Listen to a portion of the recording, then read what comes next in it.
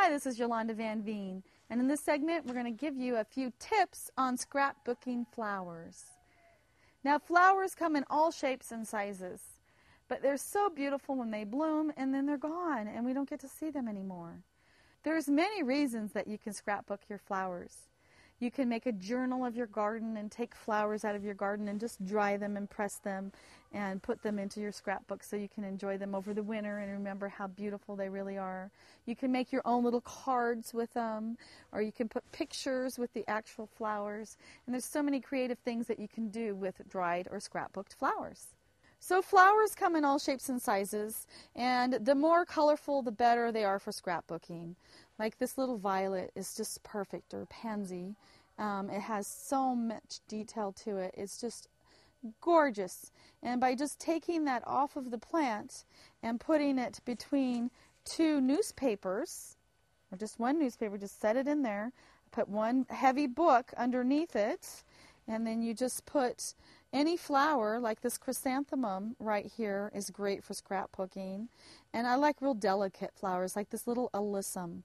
But sometimes be careful with white flowers because they do fade and turn brown when you scrapbook them and sometimes don't look as good as the colorful flowers.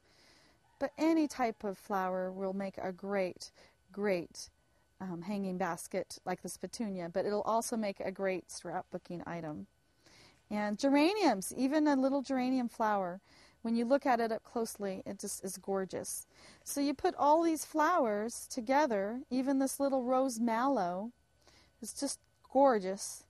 And you just put it in between two pieces of newspaper and kind of spread them out a bit. And you can always add more newspaper as well, but I found that these are not very moist flowers. They're going to dry pretty easily and they're pretty thin. So when you place them, make sure that you place them so that they're going to squish down, or when they go flat, that they're going to look good. So a lot of times even by curling back a flower so that you can see the purple, because if you didn't curl it back, it would just look a little more gray. But if you curl it back and press it, then you're going to see all the color. So that's the key, is to really spread out the flowers so that when they press, you get to see them really well. And then I just cover them all up with newspaper, and then I just put a heavy book on top of it and leave it for a few days, and try to put it in the warmest room in the house so that it can really dry well. You don't want to keep it in a moist area because it'll never dry, but even a few flowers will dry really quickly. And it's a really easy way to scrapbook them. And I'll show you real quick, just by pressing them, how beautiful they are, even if they're not dry. So the best part of scrapbooking is that you can save your flowers and you can put them in your scrapbooks and you can enjoy them in 10, 20, 30, 40, 50 years from now.